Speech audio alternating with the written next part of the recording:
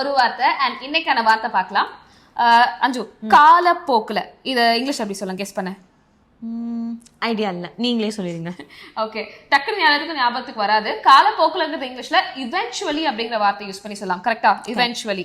Okay, காலப்போக்குல அவன் அதை பெட்டரா பண்ண ஆரம்பிச்சிட்டான், நல்லா ஆயிட்டான் அப்படின்னு சொல்றது இங்கிலீஷ் எப்படி சொல்லலாம்? Okay, eventually he got better at it. Perfect.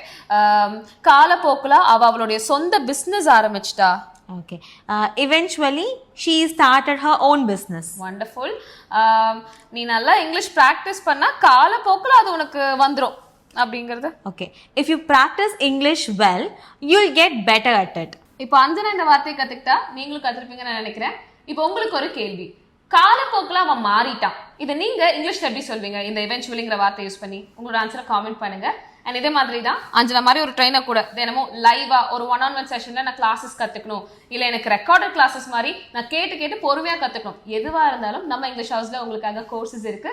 Courses பத்தின கூடுதல் விவரங்கள் தெரிஞ்சுக்கணும், ஒரு ஃப்ரீ கன்சல்டேஷன் இருக்கு இல்லையா, கோர்ஸ் கன்சல்டேஷன், அதை அட்டென்ட் பண்ணி பார்த்துட்டு உங்களுக்கு பிடிச்சிருந்தா நீங்க ஜாயின் பண்ணிக்கணும்னு நினைச்சீங்கன்னா உடனே இந்த நம்பருக்கு மெசேஜ் பண்ணுங்க, இல்ல பயோல இருக்க லிங்கை கிளிக் பண்ணி நம்ம இங்கிலீஷ் ஹவுஸ் கோர்சஸ்ல ஜாயின் பண்ணுங்க.